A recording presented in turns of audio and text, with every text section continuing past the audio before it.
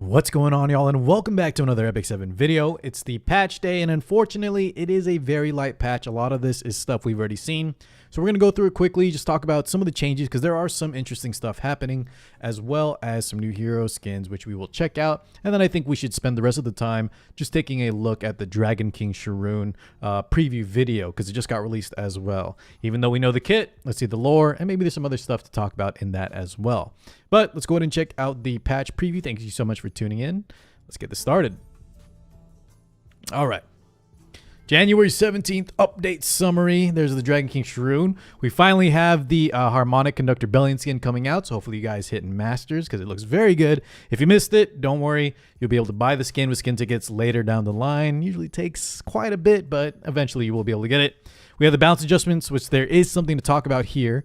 And then a new side story, it looks like, with Valen. And what was that guy's name? Crap, I already forgot his name, guys. Tell me in the comments. It's been a minute since his story was out. There's the animation for Dragon King Sheron, DK Sharun. We'll listen to the voice. I was almost going to listen to the voice, but ooh. The Harmonic Conductor Belian. Very nice. Big fan. I'll definitely be using that one. Okay. So I did want to talk about this thing real fast here, guys. If you take a look at the balance adjustment preview, just in case you guys, I'm sure a lot of y'all have already seen this, but just in case you have not, there is actually, let's go scroll all the way up here. Oh, excuse me, sorry. We already passed it. If we look at the lots section here, they crossed it all out. So if you look at this as well, Oxlots is missing from the list. I kind of was talking on my stream that I highly doubt with how much feedback they got with everybody saying they hated the balance patch, especially the Oxlots portion. I had a strong feeling they would roll it back because they did so in the past with units like Valen. And this one was even more outspoken. So hopefully you guys are okay with that. I know a lot of people weren't happy with this overall balance patch. I definitely get it. But yeah, let's go ahead and keep going on in the video. What else do we got, Smilegate? Those are the artifact changes, which some of them are okay. Sacred Tree Band's probably the best one.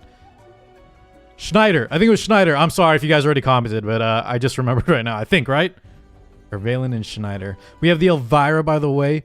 Once again, too, I'm sure you guys have already heard, but they are changing her kit. There was that whole, they announced that, you know, with the immortality combined with the artifact. What's that artifact? The idol. Excuse me, the 3-star artifact. It'll come to me in a second. Prophetic Candlestick. When that is stacking with Elvira, she was pretty much unkillable. So they adjusted it. They made it so that she's now just going to kind of have like the solitary effect when combating Fighting Spirit. But overall, that was a big fiasco in the community. Her pull rates got adjusted to February 1st. So you still need her. Arya coming through. Remember to skip all these banners though, guys, unless you really love one of the heroes. And it looks like DK Sheron, Dragon King Sheron will be with Kitty Clarissa. Okay. Now, we're going to jump straight over to the preview video for Sharun, ML Sharun here. But I did want to mention that this balance patch is very light. I am happy Smilegate kind of listened and took out the Oxlots. They fixed the Elvira thing pretty briefly, even if they should have seen that coming. Maybe an oversight. But I am waiting here still. We're already halfway through January. And the big topic is, you know, the content that should be kind of given to us. We're sort of allowing Smilegate some leeway because they axed the entire Awakening potential system, but I would like to see some upcoming content that isn't just new heroes or just regularly updated stuff that we're supposed to get anyways. I don't know what that could be. Maybe that new AI mode that they said they were revamping, maybe some kind of new, a different type of the Awakening potential, anything really that just gets the players excited once again. I would like to see announcement or announcements for the reruns of collaborations like Espa and Full Metal Alchemist, or just, I don't know, maybe let us know if they're not coming. And if so, are there plans to make like Epic 7 characters, versions of those collab characters, so that players that missed out can still get them? I'm still waiting on a lot of things from SG here, and this patch preview is super light, over halfway into January. But we'll see where things go. Let's go ahead and jump over to the Dragon King Sheron video. Alrighty, guys, video's loaded up. Pretend to be excited. I know we went over the skills already, but let's check out the lore, the voice, the animations, all that good stuff, and the preview video. From life into death, and death into life anew. I mean the showcase. Your eyes are clouded by greed, We wash it all away. Okay, okay. You're the new offer. Now, real quick, I know a lot of people were not. They thought Dragon King Sheron looked a little off compared to her normal form. But let's see how many people. Let me know what you guys think after we watch this. See the full kit all together, all the animations, all the lore, and see if this kind of looks at least good enough to me. Dragon King I think it's Sheron fine. is the deity who reigns over the seas. To many sailors, the Dragon King is an Like, I think that artwork looks pretty good. to be both feared and revered. These sailors give offerings to her while praying for calm seas.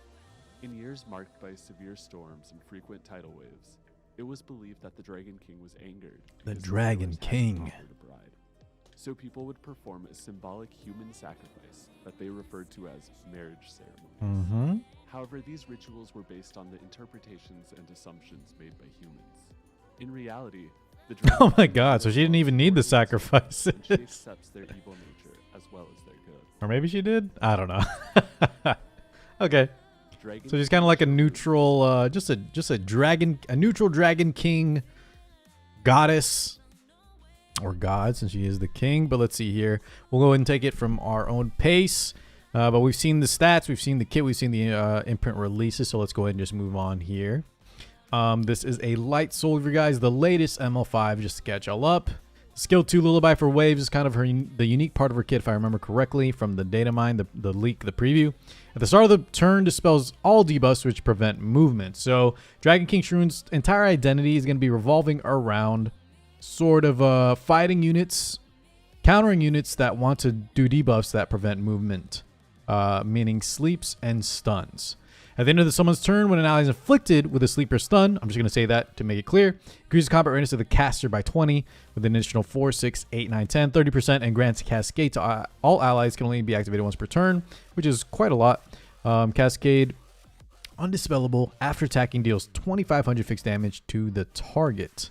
Dispelled after attacking. So it's kind of like a Beguile for your own units. Your entire party is going to get it.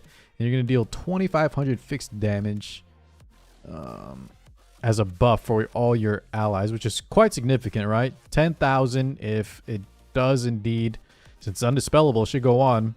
10,000 fixed damage combined across 4 allies, right? Whenever an ally is inflicted with sleep or stun, right? Now let me see here if we missed anything. So she's going to dispel that all, grant Cascade, give combat readiness for herself, and then give Cascade. This can happen every single one of her turns, right? When you have an activatable skill, that happens every time, and they have combat readiness too, and we can probably build her pretty fast. This is going to be pretty much, we're going to have a lot of just leeway in dispelling and granting Cascade. So very, very nice part of her kit. She's going to be the king of removing those sleeps and stuns, right? So anytime you see a problem unit with sleep or stun, we bust out the DK Sharun. Let's go and check out the animation real fast here. 2,500 fixed damage to the target after attacking. Dispelled after attacking. So there's the dispel. Skill 3. We saw the buffs go on. Skill 3, is it going to rain? 5-turn cooldown, -1 after skill enhancement. We have some effect chance here. 20% to make this 100%. We have a chance to inflict class debuff for 2 turns and increasing combat readiness by 20%. Kind of like her counterpart. Increases combat readiness of the caster by 50. So we have combat readiness on the skill 2. Combat readiness on the skill 3, and we push back combat readiness as well. And if you build her fast, at least decently fast too, she's going to be cycling turns like crazy, making sure no one has sleep or stuns. And if they do sleep or stun, she's going to cleanse that and give the Cascade buff and get more combat readiness. So she's going to be zooming through her turns, meaning this is a 4-turn cooldown. In class debuff, Thief, Warrior, Rangers, Mages will get decreased attack, which is very strong. And then Knights and Soldiers will get decreased defense, which is strong as well. Important note though, for Knights and Soldiers, right, especially, we're going to want to make sure we have some effectiveness, which I'm sure with her kit, right, we're probably not going to build any damage. Speed, bulk, and then effectiveness, maybe a little bit of effect resist too, kind of just like Green Sharun on top of that. But yeah, let's see the animation here. It's the one we saw in the intro. It looks very cool, but I want to see it one more time. And decrease combat readiness by 20%. Increase I like that kind of old school artwork, that dragon. So there was the class debuffs, the 2 D breaks and the attack breaks on the other 2. Oh no, I'm sorry. Hold on.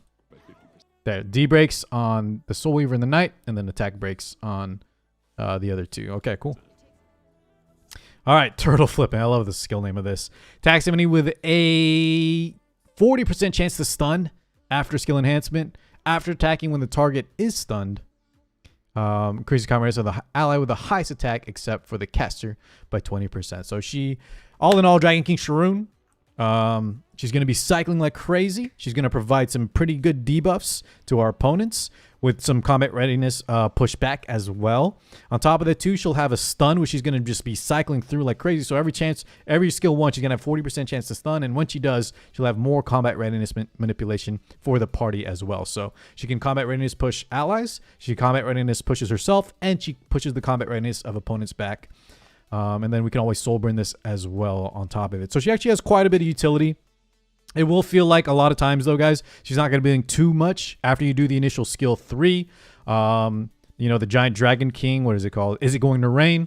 After that, we're kind of just going to be skill 1ing until our opponent either sleeps or stuns, because we really only want to bring her into matchups, right, where there's a sleep or stun present. Otherwise, why would you ever bring this character? You're going to want any other type of unit on the field.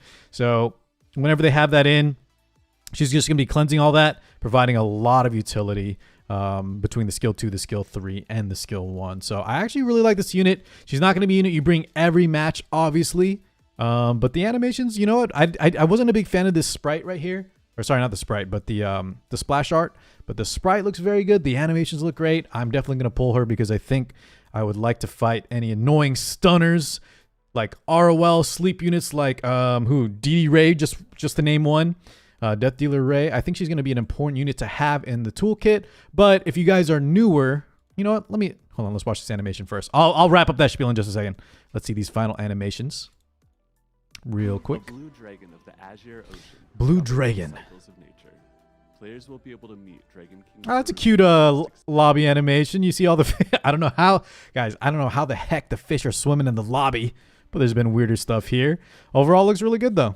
Starting January 18th. Not bad. I wasn't sure how much I would like. You know, obviously, guys, I don't need to say it. You already know what kind of characters Car likes. We'll pull for.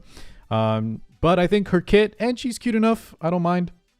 So overall, yeah, not a bad preview. There's Leah. She looks good as well. Okay. So while this plays, guys, let's just talk real fast. I was trying to wrap up there and say this isn't a unit that everybody's gonna wanna. It's not a must pull Moonlight 5-star. Even if she ends up being very strong, the fact that her toolkit is really only aimed at fighting stuns and units that sleep, debuffs that prevent movement, right? We're not going to bring her too many scenarios unless it depends how many of those kind of units are on the field. Now, it looks like here there's not really too many. She's still bringing the this showcase is bringing the Dragon King Sheron when there's not too many stuns or sleeps on the opponent's side of the field. Really just the Landy skill 3. Am I missing one here? But look at this. They're showing the combo potential of just landing that S3 defense break in arena, right? If your opponent brings too many of these Knights and Soul Weavers, if our Dragon King Sheron can indeed land them, that's just a nice little setup as well. So maybe there's a little more utility than I was just talking about. That defense break could be good. Just take note of what classes you're going to bring her against. I'm assuming they're going to show us another more normalized matchup here, as we have other defense breakers in the arsenal. But yeah, I guess that's a cool. They're showcasing a little cleave setup there. What's the next matchup we got for Smilegate? So this one I'm assuming is going to be a little bit more normalized. Yes, here's Alua for the sleep. That CR push. You already saw it on the Dragon King Sheron. From, what was that from though?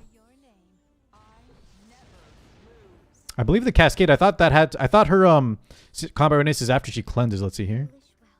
I'll double check right after this, guys. But yeah, let's see. So here's the skill 3. We do get that cleanse off. This is against Lua and DD Ray, so we're going to get a ton of value. This is the kind of matchup I envision. Look at this. Let's see the utility here. So we land those big class debuffs, which is a double defense break. Oh my goodness, into the Lilius damage. On top of that too, right? Look at this. There was a Death Dealer Ray, so even if he lived, we have the Dragon King Sheron to prevent those sleeps, the Lua sleep, and the ROL stun. Depending on what your opponent brings, she can just be such a powerhouse. Okay, well, I think that's going to wrap things up here. This opponent is pretty much dead. I'm kind of a fan, guys. I'm kind of a fan. Once again, it's looking like she's gonna have way more utility. So I don't want to say she's like pigeonholed into just a specific matchup, because a lot of the powerful units do have sleeps and stuns, and just her having those powerful class debuffs like defense break, attack break are super strong as well. All that combat readiness manipulation on top of that, yeah, I'm definitely gonna be pulling for this unit. And I think if you guys already have most of the ML5s that you need, I would advise, if you play PvP seriously, to pull for this as well. At the end of someone's turn, when an ally is inflicted with combat. So it is at the end of someone's turn. Okay, thank you so much for watching. Catch you all in the next one. Peace out, guys.